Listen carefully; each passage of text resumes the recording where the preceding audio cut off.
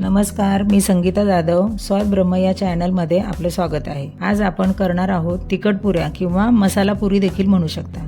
घरातील सर्वांनाच आवडणारी खुसखुशीत आणि खमंग पुरी.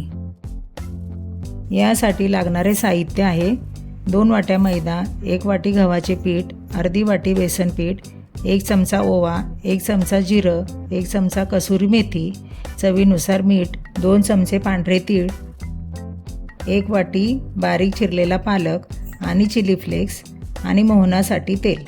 चला आता रेसिपीला सुरुवात करूया. एका मोठ्या भांड्यात 2 वाट्या मैदा घेतला, त्याच्यात 1 वाटी गव्हाचं पीठ, अर्धी वाटी बेसन टाकून घेतलं. आता यात टाकूया बारीक चिरलेला पालक, कसुरी मेथी हातावर चुरून घ्यायची. नंतर ओवा, जिरे,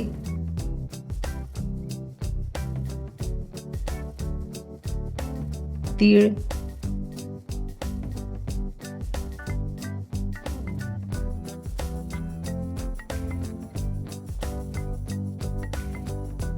चिली फ्लेक्स, चवीनुसार मीठ हे सगळे साहित्य टाकल्यानंतर पीठ चांगलं मिसळून घ्यायचं.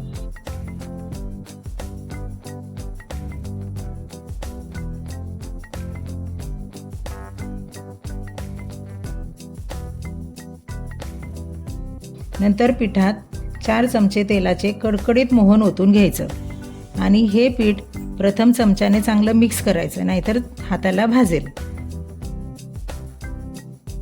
नंतर हाताने पिठाला तेल चांगलं लावून घ्यायचं, म्हणजे या पुऱ्या खुसखुशीत होतात. आता थोडं थोडं पाणी टाकून घट्टसर मळून घ्यायचं. पीठ घट्टच मळायचं.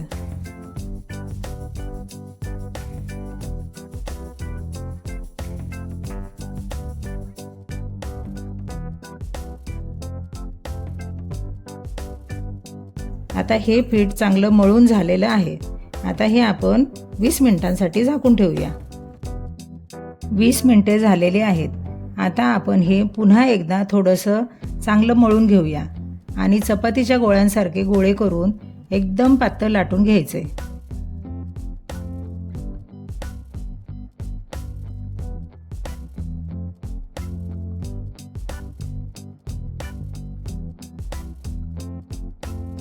या पुऱ्या तुम्ही मैदा न वापरता देखील फक्त गव्हाचे पीठ आणि बेसन वापरून करू शकता. आता हे छान पातळ लाटून झालेलं आहे. आता हे आपण फिरकीने चौकोन आकारात कापून घेऊ.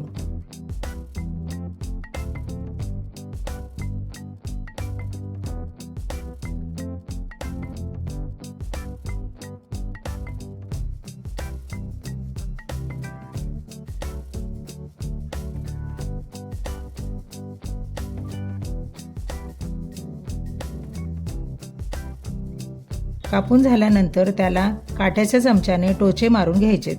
त्यामुळे काय होतं की पुरी फुगत नाही, खुसखुशीत होते.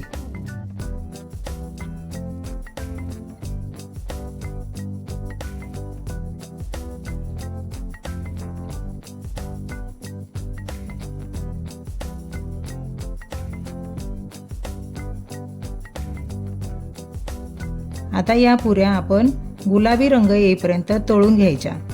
तेल जास्त कडकडीत नाही करायचं, नाहीतर पुऱ्या लगेच लाल होतात.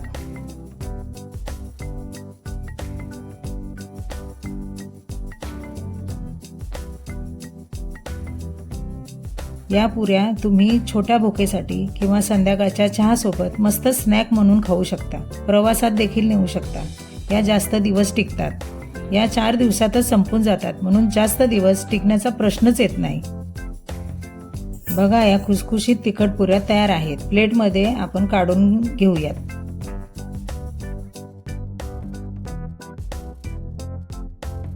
यावर आपण चाट मसाला आणि थोडी बारीक चिरलेली पालक टाकून घेतली सजावटीसाठी. खूप सुंदर दिसतायत.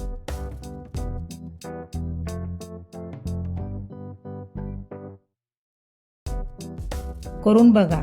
आवडला तर नक्की कळवा आणि आमच्या स्वाद ब्रह्म या चॅनलला लाईक, शेअर आणि सबस्क्राईब करायला विसरू नका. धन्यवाद.